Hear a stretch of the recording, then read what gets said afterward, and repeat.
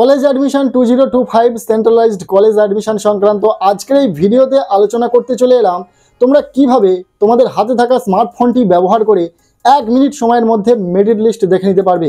যখনই merit list publish হবে ঠিক সেই মুহূর্তেই তোমরা চেক করে নিতে পারবে যে তোমরা কোনো কলেজের জন্য অ্যালোটেড হয়েছো কিনা, তোমরা কোনো কলেজে ভর্তির সুযোগ পাচ্ছ কিনা। এছাড়াও তোমরা প্রতিটা কলেজের মেরিট লিস্ট চেক করতে পারবে, তোমাদের র্যাঙ্ক কত হয়েছে সেটা তোমরা দেখে নিতে পারবে। আর কিছু সময় পরেই তোমাদের মেরিট লিস্ট পাবলিশ হচ্ছে এবং মেরিট লিস্ট পাবলিশ হওয়ার সাথে সাথেই কীভাবে তোমরা সেটা চেক করবে সেটাই এই ভিডিওতে তোমাদেরকে বলে দেব। মাত্র 1 মিনিটও সময় লাগবে না, তুমি তোমার মেরিট লিস্ট চেক করতে পারবে, তোমার অ্যালোকেশন লিস্ট চেক করতে পারবে, তোমরা কোন কলেজের জন্য সিলেক্ট হলে, তোমরা কোন কলেজে ভর্তির জন্য সুযোগ পেলে সমস্তটাই কিন্তু দেখে নিতে পারবে। তাহলে চলো দেখে নেওয়া যাক কিভাবে তোমরা তোমাদের মেরিট লিস্ট চেক করবে। WBCAP অর্থাৎ সেন্ট্রালাইজড অ্যাডমিশন পোর্টালের মাধ্যমে মেরিট লিস্ট চেক করার জন্য প্রথমেই তোমাদেরকে চলে আসতে হবে মোবাইলের যে কোনো একটি ব্রাউজারে। যেহেতু তোমরা মোবাইল বা ডেস্কটপ বা ল্যাপটপের মাধ্যমে এই মেরিট লিস্ট দেখে নিতে পারবে, তার জন্য একটি ব্রাউজারে চলে আসবে, যেখানে তোমরা সার্চ করবে WBCAP। সাথে সাথেই তোমাদের সামনে এই ওয়েবসাইটটি ওপেন হয়ে যাবে wbcap.in সেন্ট্রালাইজড অ্যাডমিশন পোর্টালে। অনেকে হয়তো জানে না, তার জন্যই প্রথম থেকে বলে দিচ্ছি। তো জাস্ট এই ওয়েবসাইটটিকে তোমাদেরকে ওপেন করে নিতে হবে। ওয়েবসাইটের ওপর ক্লিক করার সাথে সাথেই একটু লোডিং নেবে, সামান্য একটু সময় লাগতে পারে। যখনই ওয়েবসাইটটি ওপেন হয়ে যাবে তোমাদের সামনে এইরকমই ইন্টারফেস শো করবে। যে নোটিফিকেশানগুলি তোমরা এখানে দেখতে পাবে সেগুলোকে ক্যান্সেল করে দেবে। এরপর তোমাদের সামনে এইরকম ইন্টারফেস শো করবে এবং এখানে তোমরা দেখতে পাবে ওপরের দিকে লগ ইন নামক একটি অপশান শো করছে। জাস্ট তোমাদেরকে এই লগ ইন অপশানে ক্লিক করে দিতে হবে। এরপর তোমাদের সামনে লগ ইন পেজটি ওপেন হয়ে যাবে, যেখানে ইউজার আইডি এবং পাসওয়ার্ড দিয়ে লগ ইন অপশানে ক্লিক করে দেবে।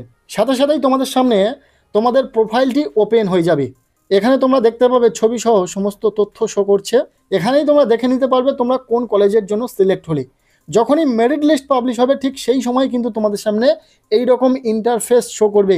এবং যদি তুমি কোনো কলেজে সিলেক্ট হয়ে যাও তাহলে তোমরা দেখতে পাবে ডান দিকে প্রেফারেন্স লিস্ট রয়েছে, মাই প্রেফারেন্স।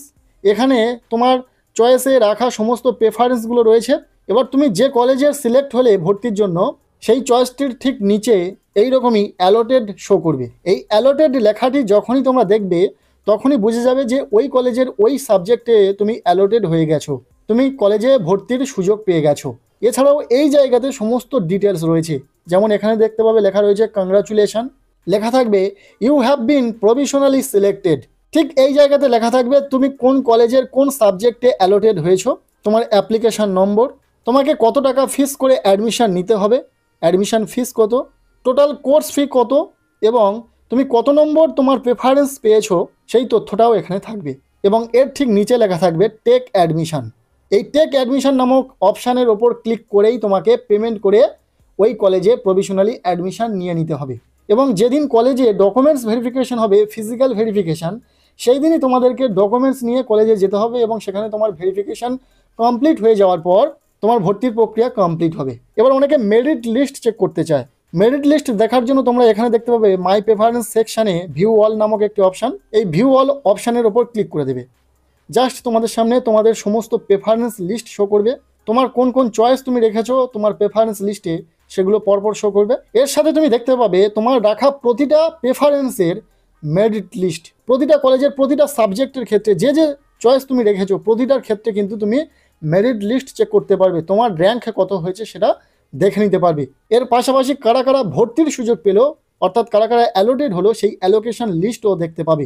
জাস্ট ক্লিক করে লিস্ট দেখে নিতে পারবে এবং তোমার প্রেফারেন্সের রাখা তুমি কোন কলেজের কোন সাবজেক্টে সিলেক্ট হয়েছো বা অ্যালোটেড হয়েছো সেটাও দেখতে পাবে, তার মেরিট লিস্টও চেক করে নিতে পারবে।